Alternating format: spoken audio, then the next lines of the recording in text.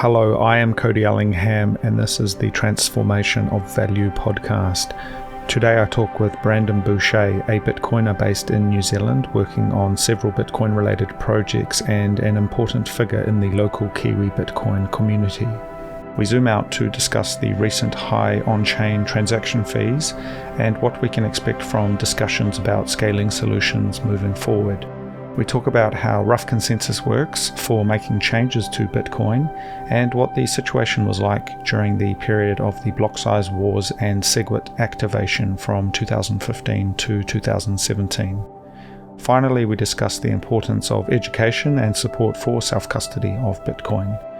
Now, this is our last show for 2023. It has been a big year, and I want to thank everyone for listening and being part of the journey. If you have questions or would like to reach out, my emails are always open, hello@thetransformationofvalue.com. If you want to support the show, please consider leaving a review or just sharing one of your favorite episodes with someone who you think may enjoy it. Otherwise, on to the show. Been all right, man. Yeah, it's busy trying to juggle my regular job and starting a new business, and kids are just getting on holidays. So today's been a little bit of a juggle, but we're here. Yeah, it's been a strange time. I've had a lot to think about in terms of Bitcoin stuff, and I'm sure we'll get into this today. But there's certainly been something in the air that I haven't felt this way for a long time. I don't think I've ever felt this way about things related to Bitcoin, and I think we'll get into what that means in a moment. But I mean, you've been in the space a lot longer than me, talking about what's happening with the fee market, talking about just the emergence of different actors, different narratives coming out. I'd say like a sense of confusion. Overall, like what's your 40,000 foot view on kind of where we're at right now, and like what is even going on? Because I think it's also not super clear. I mean, what are your thoughts on that, Brandon? I mean, in terms of what's going on, I think we're seeing early signs of what is the inevitable progression of the way that the main chain in Bitcoin works. We have an open permissionless system. It's something that anyone can join and do what they like as long as they follow the rules. And as it gains popularity, there's going to be both demand and competition for utilizing Bitcoin, and there's going to be some friction over how you might or should use it. I think the arguments over whether what we're seeing in general in terms of what people think the right or wrong way to use Bitcoin is sort of immaterial. They're still useful conversations because, the conversation can point us in the right direction in terms of what should be built and the direction we should go. But they're not that material in terms of like who should win the fight in the short term and who's right or wrong. It's ultimately we'll see the market play out. And, the beautiful thing about the Bitcoin ecosystem is that, in order to participate, you do have to pay for it, right? Like if there's demand for a certain role or function in the Bitcoin network, paying fees in order to, demand block space is something that you're going to have to do in order to participate. And, the most valuable use cases for that particular space will play out, and the rest will play out how they need to play out to get their job done. Yeah, I think what's been on my mind, wandering around and thinking about this is I've only really got secondhand knowledge of what took place with the Blocksize Wars, reading the book and talking to people about it and understanding how there was this period of confusion, and I imagine that was pre-SegWit, and so the way you measured transaction fees may have been different, or it was different. But what we're seeing today, where you can log on to the mempool.space, or you can see what your own mempool looks like, you see the amount of transactions that are waiting, 300-400 sats per vbyte, and that's a very different situation to where we were, say, earlier in the year. And I think for a lot of people, that's really confusing. It's sort of, well, what does this mean? I want to open a Lightning channel and it's costing me $20, or what's all of this mean for the assumptions we had for how things scale, and is there criticisms of those assumptions that we can make now or that we will perhaps make soon in the sense that our way we thought it would play out maybe hasn't quite played out in the same way. I know that's a bit vague, but is there anything to go on with that? Yeah, I think there is something to go on with that. I mean, I was around during the Blocksize Wars, and I remember it vividly. That was, I actually bought my first Bitcoin, a good bit before that, but that was the period where I really started paying attention. And that was a confusing time for me. I was sort of, early in my learning journey, and I think arguments from both sides at various times over the course of that period did capture me. And I think ultimately what convinced me was, which version of the narrative won in the marketplace. But before that, I was convinced by, the affinity for decentralization being the most important aspect to making a system that's robust and can survive into the future, right? But during that period, I was, swayed by people who, thought that we might lose pace on adoption if we didn't cater to certain, commercial elements, and if we, slowed the ability for people to use Bitcoin for payments, that it would cause a ton of friction, and that was true. It did. In that time we had, large commercial players accepting on-chain Bitcoin payments, and those faded away as it became clear that the main chain wasn't the place where that was going to take place. During that time, we also saw evidence that this was coming, right? This being congestion, if we want to call it that. Demand for block space is the better way to say it. We had to high fees during that time period, and that's when the fight really became a fever pitch. I think one of the things we need to be careful of, though, is that our assumptions that we carry during the bear market that we've had, over the last 18 months, our assumptions, if they're grounded on that period in time, are grounded on a period in time that's not reflective of what's going to happen in the future.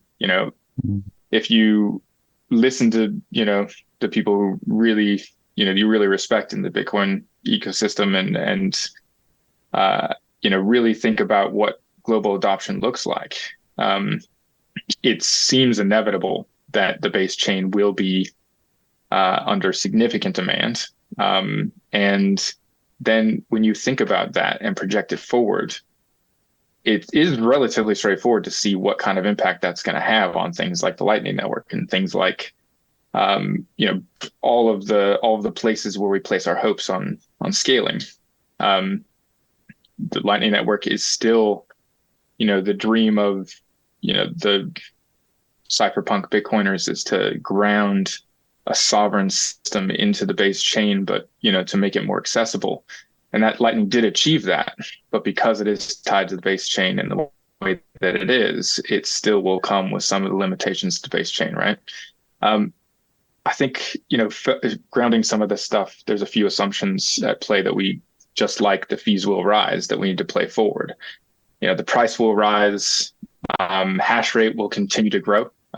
They'll continue to seek sources of cheap energy, and those sources of cheap energy are severely untapped even today.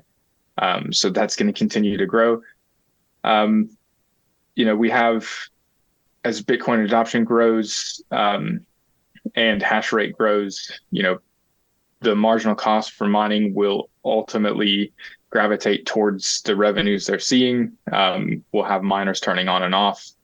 I think if you think through all of those, you point all those arrows into the future and start drawing some circles about what it looks like, I think you get a clear picture of where it goes. But the important part is grounding your assumptions in a bear market where everything's slow and then being surprised when it changes. It's natural, but it is something we gotta try to avoid if we're going to build a future. We got to look forward. Yeah, well, I think you're right. I mean, looking at the mining stats, looking at usage, looking at fiat price, all of these things are, they're heading in a direction that is very positive. And I think that's been happening for a little while now. But I think the thing that has given me the most pause for thought, really, I almost want to call it the political science of Bitcoin, and that's a very contentious kind of way of looking at it. But the way that narratives and proposals and things like BIPs and this idea of rough consensus are built and how they're discussed, because there is no hard logical mechanism for those things to be merged in. They're ultimately sophistry and the ability to convince people through, tweets and writing articles and maybe writing up a scope, a reference implementation of something, and how those make their way into the ecosystem. And so an example of that is the idea that Lightning is this panacea that's going to fix all the problems. And then this is almost a Bcash argument that, it's a sponsored attack by Blockstream, which, it's not true, but that is something to look at. That look, there's bits that have been,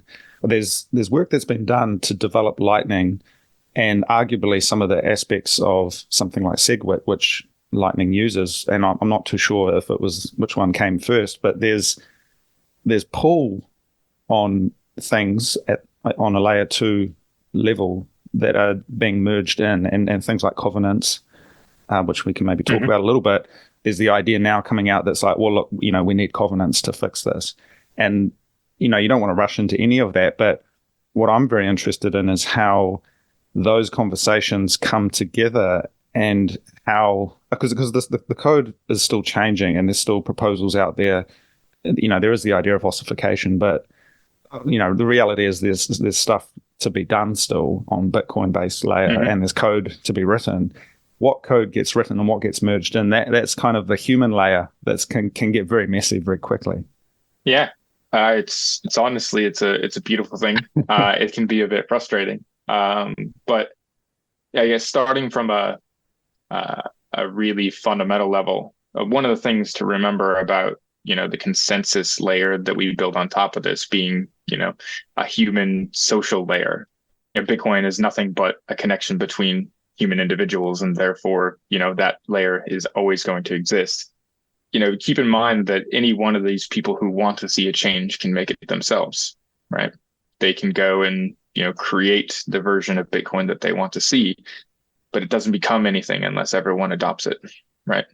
And so keeping that in mind, the way that Bitcoin ultimately, adopts change or draws change into it is through a really messy, ugly social consensus. We've seen it a number of times over the years, SegWit and Taproot, most recently, and other consensus changes before that. Every one that I've seen has been a messy fight and an ugly argument. But ultimately, eventually, there is enough, consensus around a change that it ends up occurring. And it's not something we can put our finger on. It's not something we can point to. We can say for sure what's going to happen. I have no idea which of these covenant proposals will be implemented, but I would be really surprised if eventually they weren't.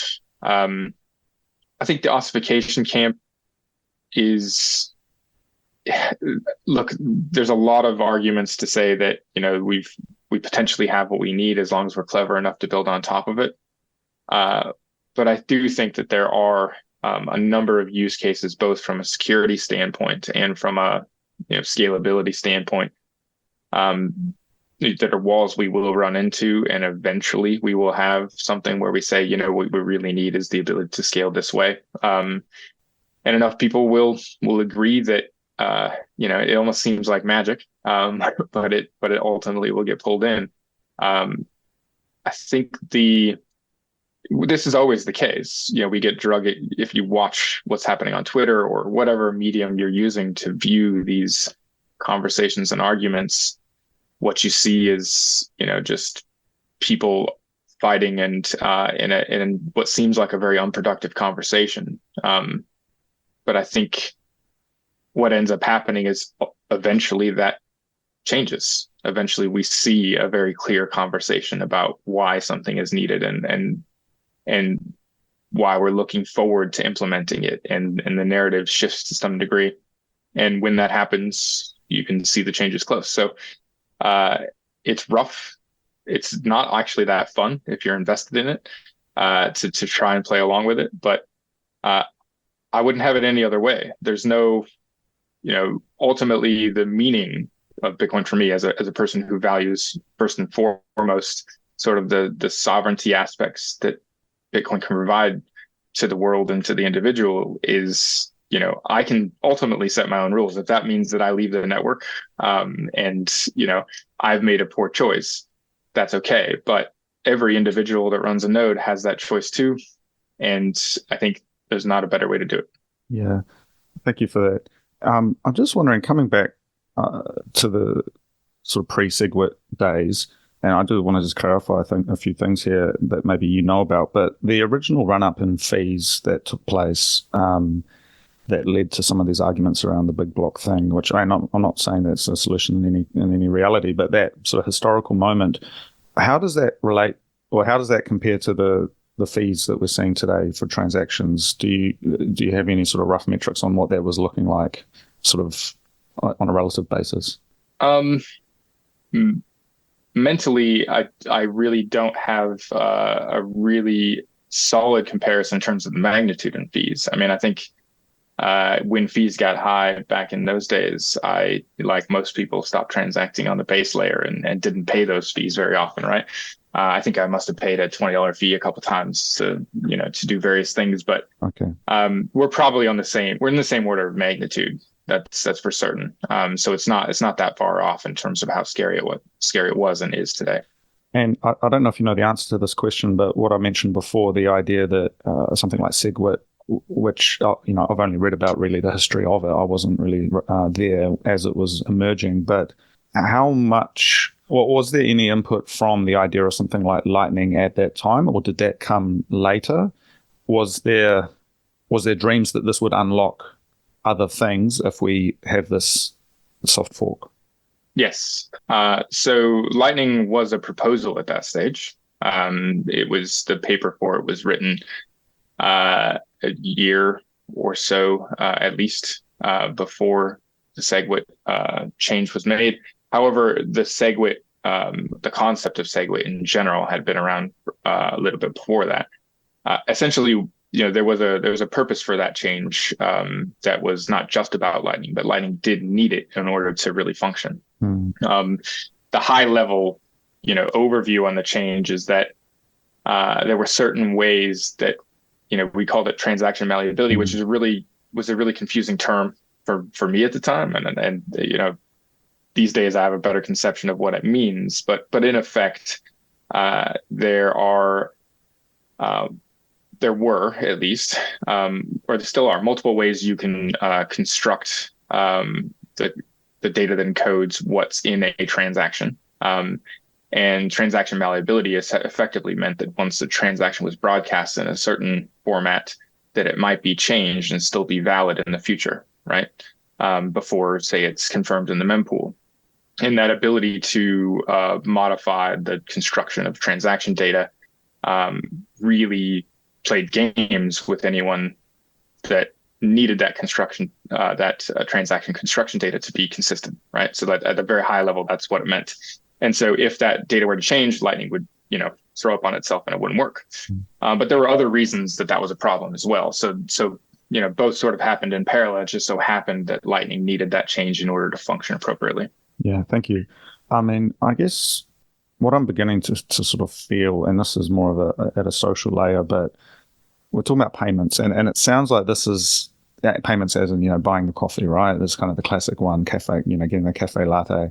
And it's the sort of same era of confusion and kind of difficulty that happened during these Blocksize Wars. And now we're seeing similar issues where, Lightning channels are getting closed, the fees are more than the actual value of the channel or whatever. There's all of these kind of challenges for the payment layer. And I wonder, I was thinking about this yesterday, are we in a situation where, Bitcoiners are very eager to build and we sort of go ahead and we plow down through this kind of unknown forest of possibilities of what a payment system could look like. But there's still this idea of the store of value, which is working fine. Mm-hmm. If you've got a reasonably sized UTXO, there's no issues there.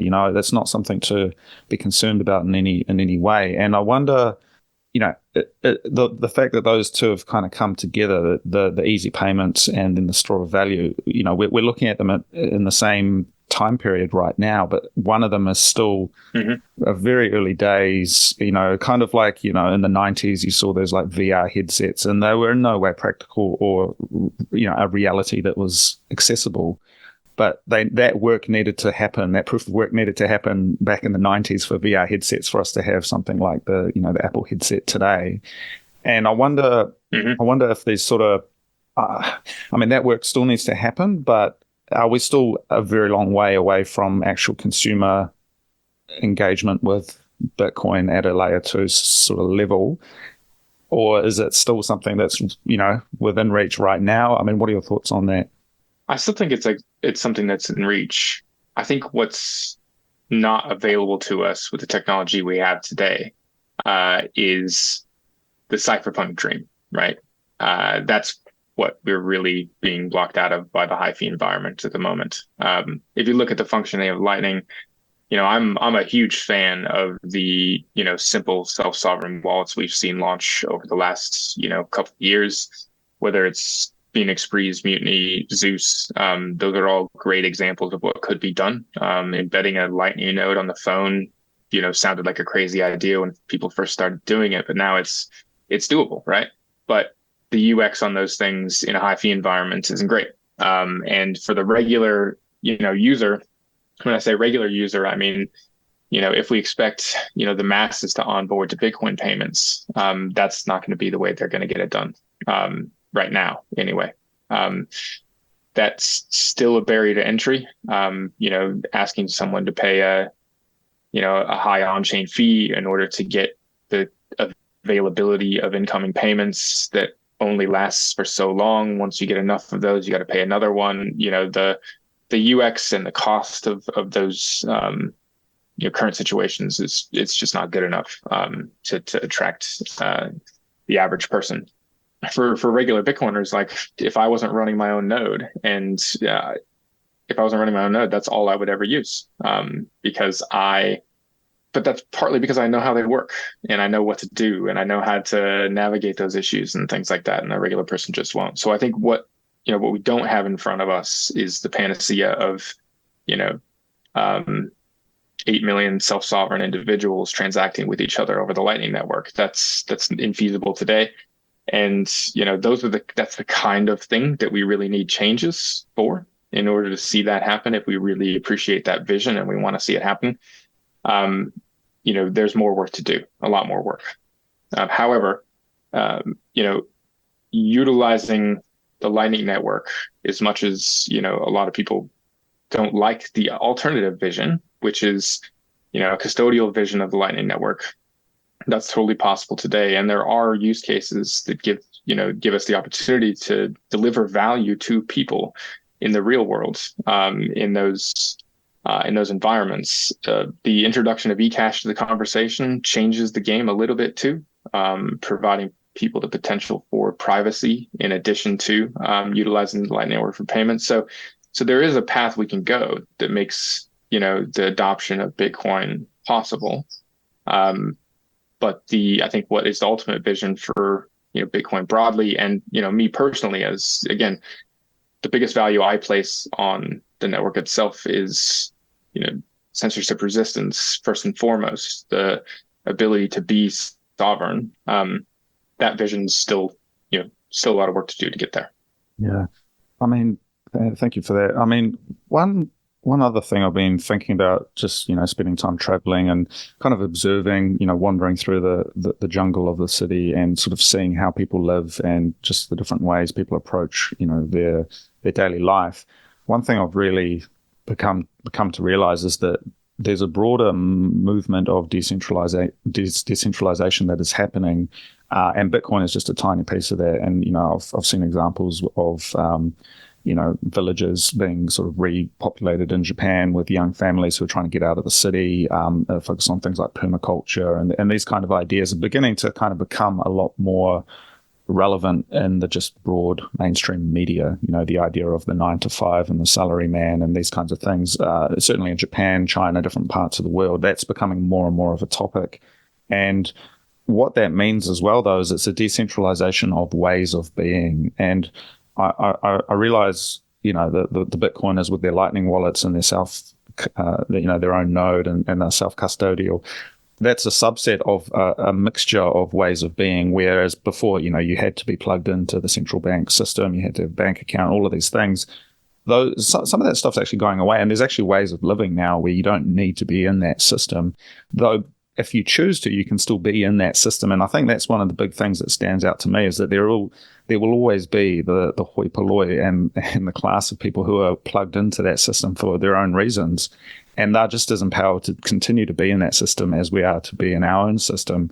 And what does that mean for interoperability between this kind of custodial world of centralization, which isn't going away? That will always exist, and it's existed since the beginning. There's always been power structures, and then people who are choosing to do it their own way, which wasn't really possible until now. The way those two things communicate, and we're seeing things like Wallet of Satoshi pulling out of the App Store. Mm-hmm. We're seeing, different kind of movements, kind of blue Bitcoin that's sort of, it's prescribed and it's only accessible within these certain exchange systems and things like that. Mm-hmm. How do you, just broadly, what are your thoughts on how those two worlds kind of meet? It's a really interesting one. I think I guess it depends on who you talk to. I was going to say the average Bitcoiner, which is a bit of a, non-existent entity. There's people all over the place on this one. As speaking personally, I think the inevitable result of that will be on how the incumbent behaves. It's obviously, we're seeing signs that, the people who want to see Bitcoin thrive are in for a fight, that people who want to unplug are in for some friction. And that's unfortunate. It's, speaking personally, like as someone with a family and, a way of being that I appreciate, and, being in New Zealand in particular, that fight is not something that I hope for. I hope to grow a parallel system, find another way to do it and have those systems coexist. I hope that we as a society or a culture would value the emergence of a new way of doing things, assuming that it, wasn't harming people and, but it seems as though it's going to be rough. So there's two versions of this I see going forward. It sort of seems like, they're either one is that they're too slow and that sort of parallel system happens anyway. And, people get plenty of time to on-ramp and make the choices they want to make over time. And, we build alongside them anyway, because it's too difficult to stop. But, another version is that things get aggressive and, it plays out very differently. That interface is something that I think about a lot. I hope the day never comes where that interface is closed. But I think we also need to prepare for it. But ultimately, the truth is Bitcoin doesn't need it. It really doesn't. People think that it does because, you want to transfer value from the place you have it to that new place, right? I think you can still do that over time. Accept Bitcoin in your business, accept it personally for the services you're providing. Live the way that you want to live in the incremental way that you can do it. It might be slower if there's a fight, but ultimately the closing the off ramps essentially circles the wagons and makes it difficult for people to get out, right? That's the truth. But it can happen anyway. It's a hard one. I don't really know what it looks like. I hope it goes the right way. Yeah. But I fear it won't. Yeah, I've sort of been thinking a lot more about this, and I think reading about the history of communism, for example, in China, and sort of the way that emerged, and again coming to the political science of it, ultimately talking about populations, we're talking about groups of people. There is always going to be a political element. There's no paradise of a perfectly flat society. There's always the Pareto distribution and different levels of capacity and power and these kinds of things. And I look at the way those systems emerged and the ways they played upon each other. And the Chinese communist example is a great one to look at. You had this kind of distraction of the Pacific War, and then at that time the communists were able to work away on the back end and just sort of start undermining the structures of society. And there was a whole lot of moving parts, and the actual technology there wasn't really that. There wasn't anything. It was purely that sophistry layer, and we're seeing that now starting to emerge. And it's things like these CBDCs that are happening on the horizon. I had a really great chat with a guy based in India about the system they've got, and I went into an Indian restaurant here in Japan, and they had the UPI, Universal Payment Interface, the QR code right there for basically the Indian CBDC, and that's now real. We've got all of these kind of moving parts, and then there's this kind of engineered kind of Bitcoin system, which very much is the contender. It's on the outside. It's kind of the underground, and you meet people and they get it, and you instantly can connect with them. And it's kind of this group, this kind of dispersed group of people who are operating on this other way. And with that, there's a lot of other ideas that come in, and it's very dangerous to the status quo to have that kind of discourse taking place. They don't like it, I don't think, and I'm not super conspiracy minded, but it's this kind of on the edges. It's sort of biting at the heels. It's sort of causing frustration, but will most people ever be aware of what it means? I just don't know. The media layer, that kind of mass media layer, is still extremely powerful compared to what Bitcoin's able to muster, despite the economic incentives. Because you look at communism, that it was nobody's economic incentive to be part of that system, yet it was the status quo for for a billion people for 50, 60 years, and it still is in China, but with the Soviet Union. And so economics won't always win out if you've got this political class and this sophistry that's overpowering. That's true. But in Bitcoin's case, I think the primary thing it needs to do is survive. I think the reason that I say that is having been around for a while, witnessing, you mentioned the media or the behavior of the political class, like that's morphed significantly over time. And I guess what that gives me is, some hope that we're actually succeeding. Early in my days in Bitcoin, I sort of had a feeling that it was perhaps going to be a useful tool for people that wanted to, put a middle finger up to the system and avoid it and do their own thing. And therefore its cap would be sort of exactly an underground mechanism by which people could, go around things. But it took me a long time to get to the place where I actually think it could succeed on a grand level. And I go back and forth on whether or not that's true. But what I mean by that it just needs to survive is that narrative shift has been just huge. Early on, when I was paying attention, mostly it was mocked. It was dismissed. And, there were no serious people, in quotes, talking about Bitcoin anywhere. And then eventually you started seeing it might be an asset class. It might be a store of value. Recently we've had big names in finance, start talking about it as a flight to quality. And, those narratives have shifted over time simply because it's existed, right?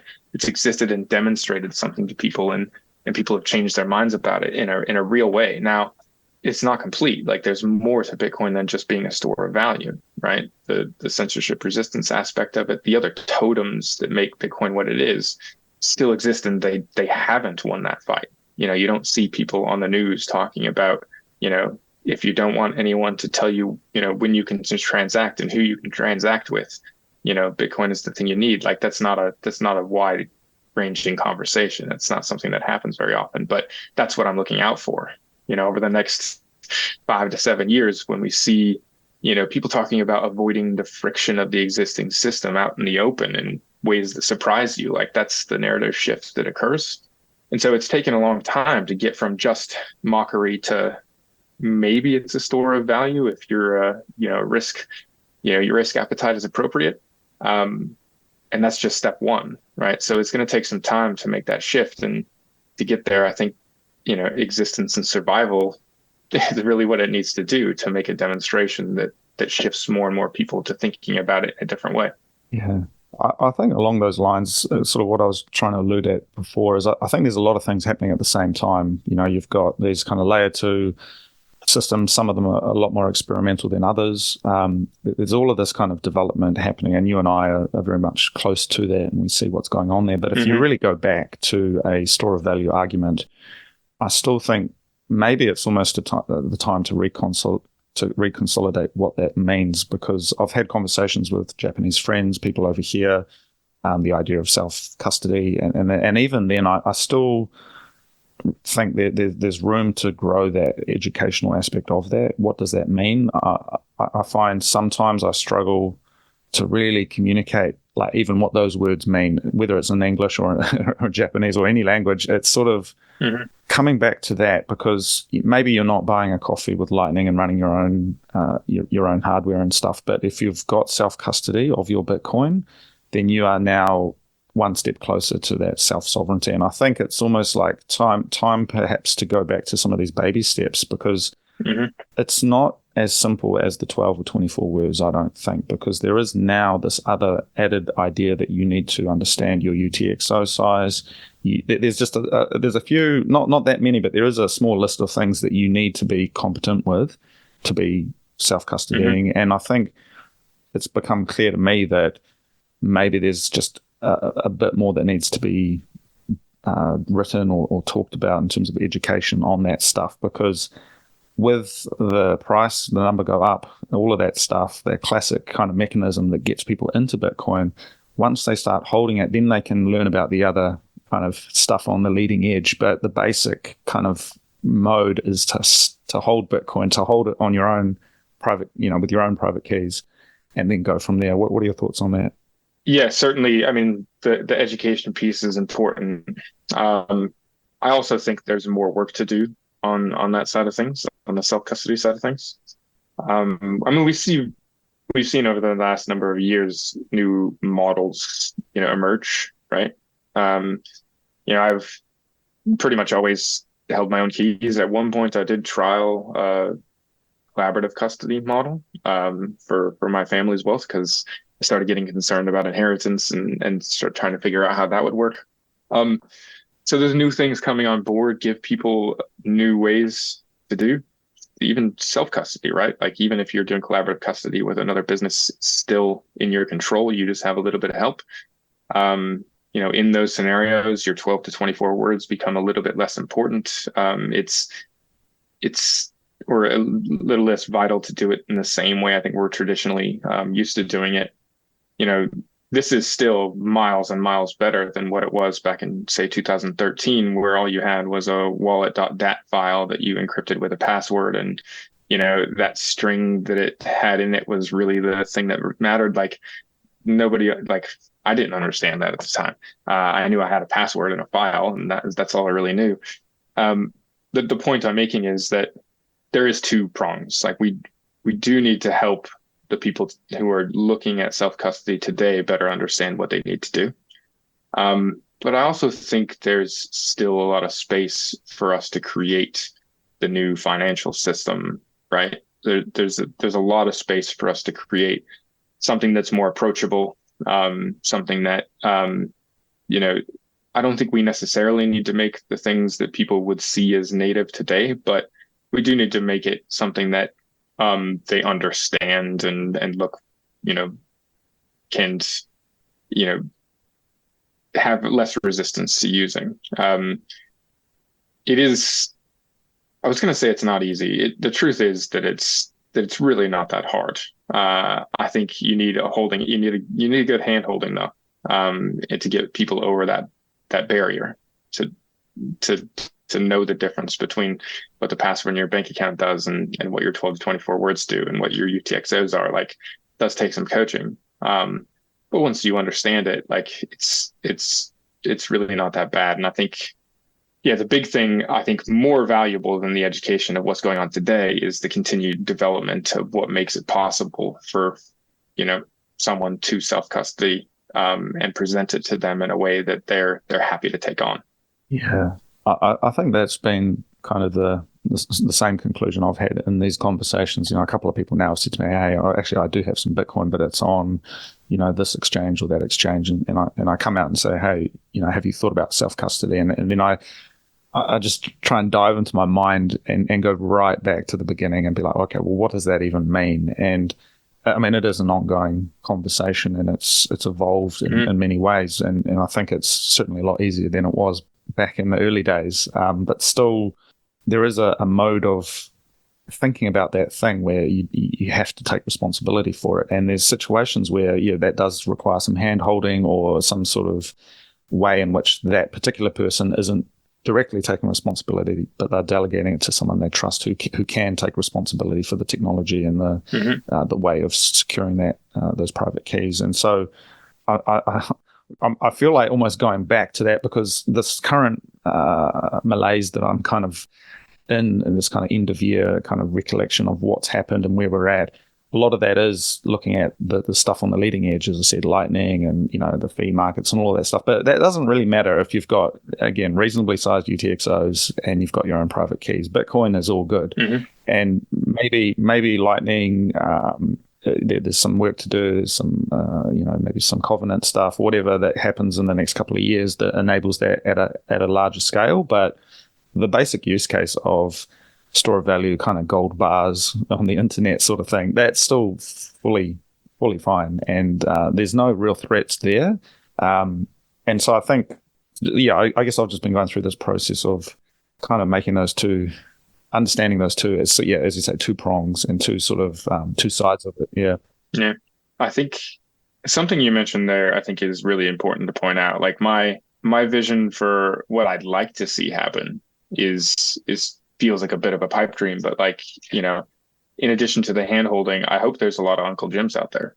I hope there's a lot of people who have already been on the journey who are willing to help their friends and family through their process, right? I'm doing that for a few of my family members, where, I run the hardware. I've taken responsibility, at least in part, to help them through that. And I think that is what some people will take, right? I really like that vision of a future in which Bitcoin and Bitcoiners are in a situation where someone who has been through the journey is helping take responsibility for their loved ones and the people they care about. The idea of at the foundation of Fedimints is a really interesting idea, because their vision of community members acting in a position of responsibility for the people around them, the people that know them, and helping through that journey of self-custody is, I think, an important one to get people over this transition, so that while they see the value proposition of Bitcoin, they may not be ready to jump over that wall of taking this responsibility on. And if we as members of the community can build toward a future where helping people through that journey is part of the journey, then I think we're all better for it. Yeah, well, I think along those lines, again, looking at the historical example of countries that have had financial meltdowns or some sort of calamity and war and that sort of thing, you see the kind of the family often comes together as the support structure, and it's not necessarily a nice image of the way things might be, but if your currency is failing and you need some help, that's a lot more pressing than a bit of fun and speculative investment in this kind of this whole crypto thing that it currently maybe it sort of exists in that space. But when it's actually like, hey, we need to leave the country, or we can't afford food, or there's some sort of real humanitarian pressing crisis, that's when I think you see family and this kind of support structures emerge. And maybe that's it's not a very nice future, but maybe that's something we see, and it's like, look, I'll get my cousin to help set me up with this thing because it is a life or death kind of situation. And I wonder if that building the technology that enables that is also important, making that easy to, easy to understand, easy to deploy, easy to roll out for friends and family. Yeah, I think I completely agree. I don't necessarily think, though, that it has to be under dire circumstances that this is the result. I think one of the reasons why we don't do this today is, in a large part because of the system that we live in, right? Not just, I'm not just getting into the weeds on, the corruption of fiat to the culture. I'm really getting into that it wasn't feasible for, me to hold, a gold vault for my neighbors and my family. It wasn't feasible for me to run banking services in the way that we have constructed them now. The velocity of money, that was required, that ultimately created the need for paper money and sort of led us down this path has created an environment where this wasn't feasible. But, I'm reminded of one of my favorite Twitter threads of all time from Callie. No, it wasn't from Callie, it's from Black Coffee, one of the Ellen Bits contributors, where he talked about how screwed the banks were because, one guy in his closet running a simple piece of hardware was conducting transactions for people all over the world, including in Africa. And, it was a really cool idea and got me attracted to it because that's possible. Like I'm doing the same thing out of my closet, not for thousands of people, but for people I know. And I could never do that in the existing system, right? I think your family never had the capability of being that person for you. And now they could. Yeah.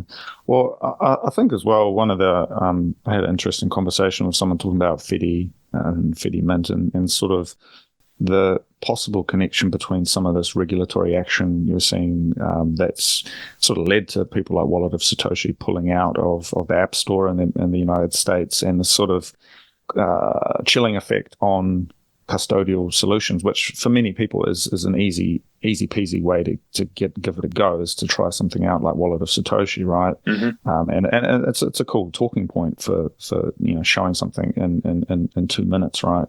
But the idea that Fedimint and these sort of federations are a way of enabling that kind of functionality in a distributed way. So you could have a custodial or semi-custodial Lightning setup that anyone could kind of join, but it's not centralized in some kind of app store or some kind of choke point where it can be taken away.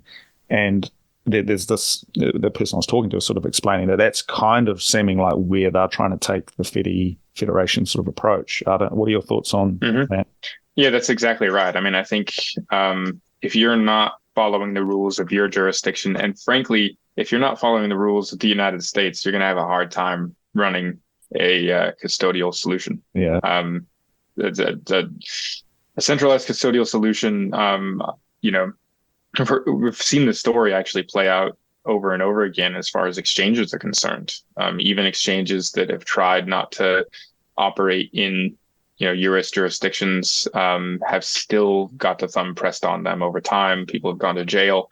It's the arm of the regulatory apparatus is long and will reach out when you get big enough. So I think those types of solutions might exist into more than likely will exist into the future as long as they're following the rules of the system they're operating in. But if you are one location that someone can press a thumb on, you should be looking out for that thumb, right? Because it's coming. So everyone should be keeping that in mind as we look forward into the future. I think the beauty of these federated systems is that one entity isn't someone that a thumb can be placed on, right? One entity can drop out of a federation and the whole system can continue. If you split that federation up into multiple jurisdictions, you can play arbitrage games with that. There are a number of really interesting things about those models that make it possible to deliver a UX, a holding hand, as we've been talking about, and do it in a way that is seems like it has the chance to survive certainly longer than centralized custodial solutions. Yeah, and I like the idea of packaged solutions as well. I mean, as a kind of visual UX person, stuff like Umbral, these kind of systems and even some of the hardware packages that are out there, I think are really cool. You don't have to go really deep into the command line and run all the stuff, though you can if you want to. But for someone, that I have this vision of sort of, there's this kind of thing that you can buy that you have in the house that just does it, and it's open source and it's all, legit in that sense, but it's, it's not a hodgepodge of different things that you have to configure. It just kind of works. And that's the kind of product design that, it could just be this, this thing that is literally in your closet that you plug into the Wi-Fi and it works, and it gives you this kind of this ability to be self-sovereign for you and your family. I think there's some really cool stuff out there starting to emerge, like quite polished products that have the goods, and I think that will only increase over time, more and more of that sort of thing. Completely agreed. I have used things like Umbrel here and there.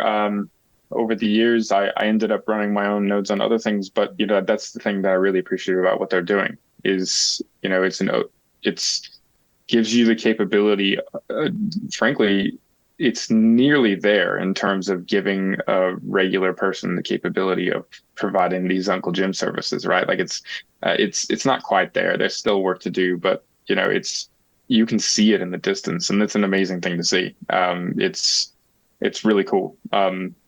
So I think, as we were talking about with self-custody, as we were talking about with the evolution of Lightning solutions and everything like that, I think we do have to keep a, strong eye on, the difference between the world we see today and the world we're headed toward, right? We need to see the difference between the solutions that work now for Bitcoiners and the solutions that'll work in the future for the next wave.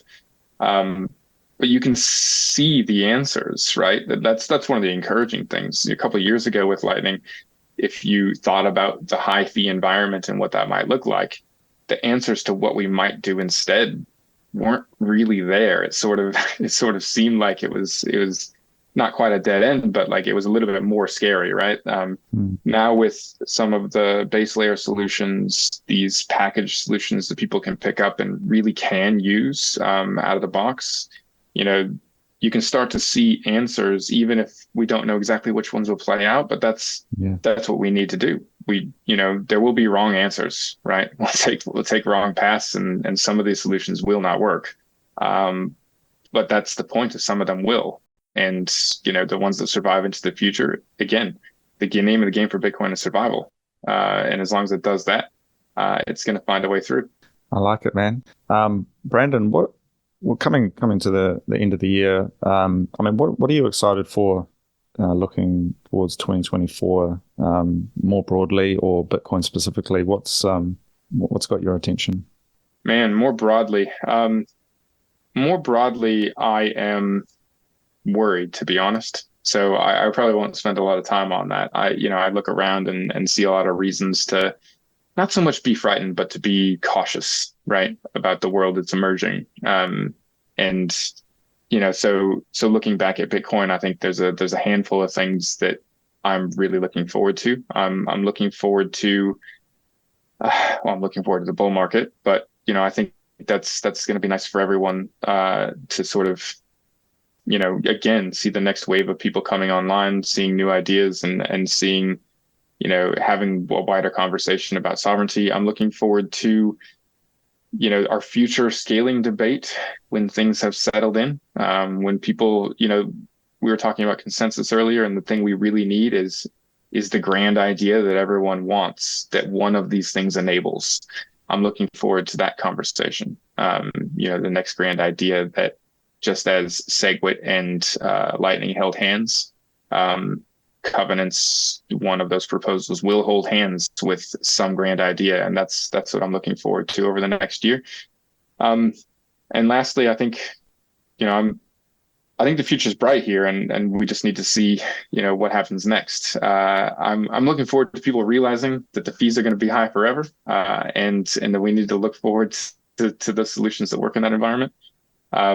There's a lot of things to be excited about on our side of things, and some caution to be, viewed on the other side of the fence. So, let's see it go. Yeah, I think, a bit of cautious optimism, and optimistically be cautious about the future. I don't know. It's there's a lot of stuff happening, but Bitcoin, it's still it feels like it's all happening.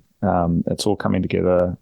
Let's just not do anything right now when it's sort of the froth of chaos. I think it's just a wait and see case with this whole situation. It's a strange, funny time, but I think as time passes, it will become a lot clearer what that thing needs to be. And yeah, no real major.